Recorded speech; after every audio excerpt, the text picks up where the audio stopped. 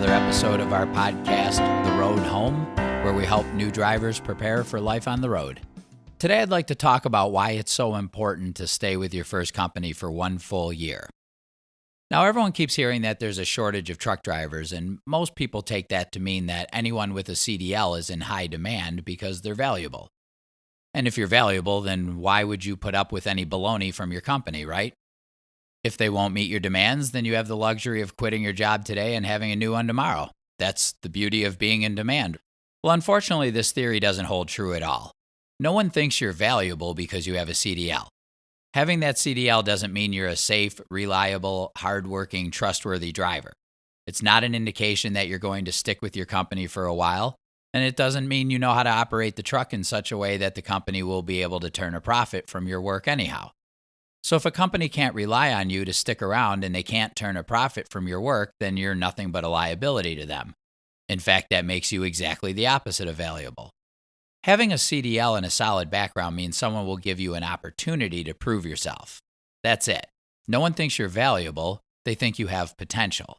That CDL will get your foot in the door, but in the end, you're going to get the miles and the treatment you deserve based upon your performance. See, a lot of people get this backwards. They don't understand a pay-it-forward approach where you go into a company ready and willing to prove yourself to them first before expecting the treatment the top-tier drivers get. Instead, a lot of people make the mistake of thinking, well, I'm the one that's in demand because I'm the truck driver with a CDL, so this company needs to prove themselves to me or I'll just move on. Well, taking that approach is a huge mistake that's only going to keep you from getting the great miles and the great treatment you deserve. No one is going to assume you're a valuable driver, but they will give you the opportunity to prove that one way or the other. So if having a CDL doesn't make you a valuable driver, then what traits do make a driver valuable to a trucking company? Well, you have to be safe above all else. You have to be hardworking, efficient with time and fuel management, easy to get along with, gentle on the equipment, and you have to be a great problem solver who knows how to think on the fly. Of that list, being a hard worker and being easy to get along with are really the only two traits you can come into this industry with. The rest are learned skills, and those skills take quite a bit of time to develop. They certainly do not come fast or easy for anyone. So in the end, your goal is to be considered a valuable driver to your company, so you'll be given the great miles and the great treatment that the other top-tier drivers are getting. So let's explore the process you'll have to work through in order to become a valuable, trustworthy, top-tier driver in this industry. So the first thing you'll have to do, of course, is to learn your trade, and it will take most of your rookie year just to get to a minimum acceptable level of competence and performance. Not running into things is a good start, but it's not nearly enough. You have to be able to turn the big miles the top-tier drivers are turning safely and reliably week after week, month after month. And that means learning time management, problem solving, routing, navigation, and communication. You have to learn to navigate around congested cities, fast-moving storms, restricted truck routes, and construction zones. You have to learn how to talk your way into getting loaded and unloaded more quickly. You have to talk your way out of getting tickets. And sometimes you have to butter up the mechanics to get that truck out of the shop a little more quickly. In the end, you have to become the type of driver who can be given a schedule and left alone to do their job. That means you must have good problem-solving skills, and you must be a fiercely independent operator who knows how to get loads picked up and delivered safely and on time, regardless of the constant stream of roadblocks getting in your way. And you're not going to learn to do all of this at an acceptable level within a few months. It's going to take a good year before you're really going to learn a lot of the important tricks of the trade. The second thing you have to learn is how to manage the rest of your life on the road outside of your job duties. You have to find time to eat, shower, shop for groceries, and do laundry. You have to make time to talk with your family and friends back home. You may have to find a doctor if you need one and manage any prescriptions you may be taking. And if you want to maintain your sanity, you have to learn how to enjoy yourself a little bit out there too. Again, you're not going to learn all of the ins and outs of managing your entire life on the road in a few short months. It takes a lot more time than that. And until you can manage your personal life on the road, you're not going to be able to manage your job duties safely and efficiently either. The two must be managed together at the same time, and it's really one heck of a juggling act that takes a long time to learn.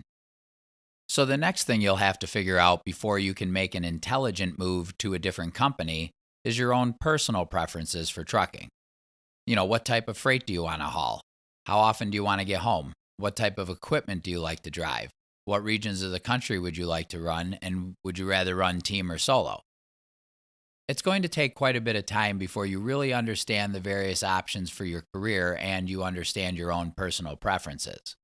If you start jumping ship after a couple of months, there's no way you could possibly know everything you're looking for in a trucking job. Jumping from one company to another without enough good information to go on is simply going to mean trading one set of problems for another.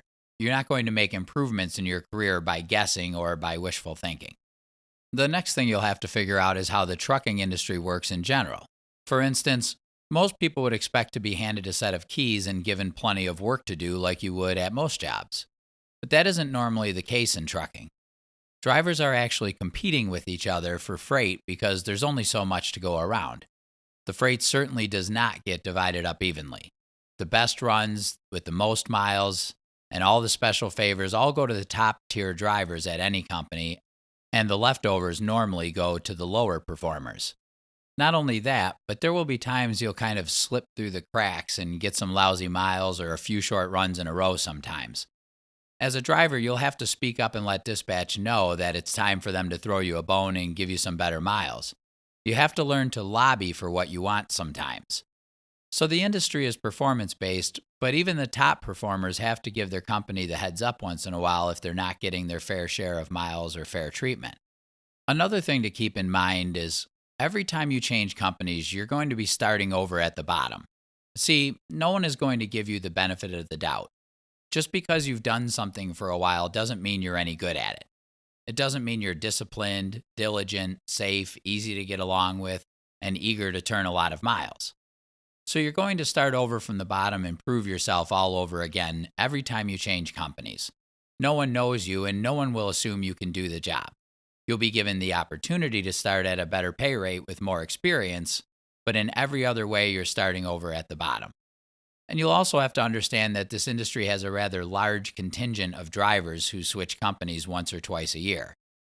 This kind of turnover is very expensive for a company to manage. If you develop a reputation as a job hopper, especially early in your career, it's really going to hurt your prospects down the road in a big way. Finally, you'll get the best results with a pay-it-forward approach with dispatch. Prove to them you're a safe, hardworking, reliable driver who handles themselves like a professional, and you'll be given the great miles and the special favors the top-tier drivers get. But if you stroll into a company thinking you've already proven yourself as an experienced driver, so they should just be catering to you, you're going to be sorely disappointed. Keep in mind that a driver's pay and treatment is performance-based, and that means recent performance, not the distant past. If you're late with a load assignment or you're not getting the job done for some reason, no one is going to care that you're an experienced driver. You're simply going to be considered a liability to the company, and you likely won't be around for very long. The next thing you have to learn is how your company operates on the inside, and you have to get to know the right people. It takes time to learn who has the authority to assign trucks, assign freight, and approve home time. You have to learn your company's policies regarding fueling, routing, navigation, maintenance, freight assignments, payroll, and a million other things. You'll also have to learn who to speak with when you're having problems. If your truck is in the shop for too long, who do you talk with? If you get an fender bender out there, what are the procedures to follow? If you're not getting the miles you know you deserve, then whose fault is that and how do you get it resolved? Problem solving within your own company is one of the critical factors affecting a driver's happiness and success out there. No matter how great you are as a driver, you're going to need to make some phone calls to get situations resolved once in a while. Getting to know the right people within your company, like your dispatcher's boss, the operations manager, the safety manager, and some of the load planners can really make your job and your life on the road a whole lot nicer. There are also a lot of opportunities within any large carrier that the company simply won't advertise. There are special dedicated divisions that may stay in a certain region of the country, or you may get home more often, or you may just work for one customer exclusively. These opportunities are normally only available to select drivers that have been with the company and proven themselves over time. So before you consider changing companies for a better opportunity, make sure you talk around at your current company to learn about any other options they might have available. Now, finally, the most important relationship you have to develop is with your dispatcher.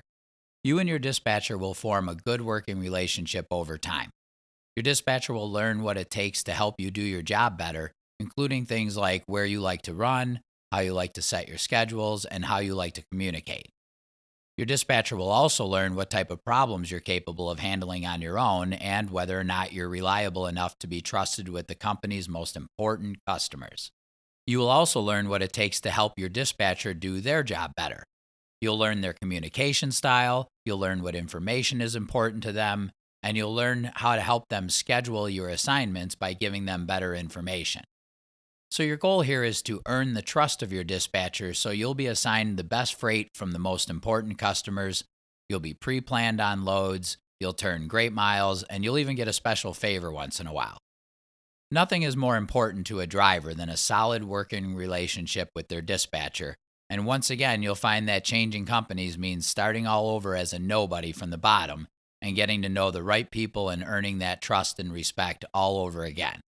Finally, if you happen to go through a company-sponsored training program, there's a huge reason to stick with your company for a minimum of 1 year and finishing out that entire contract.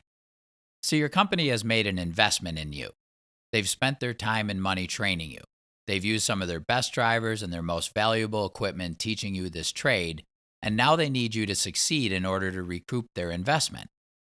So the company is going to be a lot more forgiving of any minor discretions you may have, like a couple of late loads or a fender bender along the way. If they were to fire you, they would lose their entire investment and will likely lose you to a competitor on top of that. So if you jump ship to a new carrier, you're now putting yourself in quite a vulnerable position. You're a rookie driver with very limited skills, and you're working for a company who won't lose a thing if they let you go. 1 or 2 minor screw-ups and they might decide to just cut you loose. Now you have a terrible-looking resume. You jumped ship immediately at your first company without even fulfilling the contract, and then you were fired from your second company for making too many mistakes. So who do you think is going to jump at the chance of being your third company in your rookie year? Very few people, I can assure you. See, this industry and this job are so vastly different from anything most of us have experience with that there's almost no chance you're going to be able to make intelligent moves that improve your career when you're brand new. In fact, the owner of a large carrier told me recently that their second most effective hiring path is rehiring drivers that are returning to the company after quitting and going elsewhere. That's how common it is for people to make the mistake of thinking the grass will be greener with a new company. Much of the time, a driver will simply find themselves starting over at the bottom with an entirely new set of problems. So as you can see, there's a long list of reasons why it will help your career to stick with your first company for a minimum of 1 year. It's going to take time to learn your trade and to learn how this industry operates. It's going to take time to prove yourself to be a safe, reliable, hardworking driver and to develop a great working relationship with dispatch so you'll get the great miles and the home time you deserve. And it's also going to take time to learn how your company operates on the inside so that you can make the most of their system and get problems resolved quickly and easily. So before you decide to jump ship, be certain you've put in the necessary time and effort it takes to put yourself in a strong position with your current company, and make sure you explore every opportunity they may have available to you. You're going to get the best miles, make the most money, and get the best treatment working for a company that knows you well and trusts you. You want to stick with a company that's willing to stand behind you so that in the end, when the work is done, you can kick back and relax and enjoy the road home. I'm Brett Aquila with TruckingTruth.com, and we'll see you next time.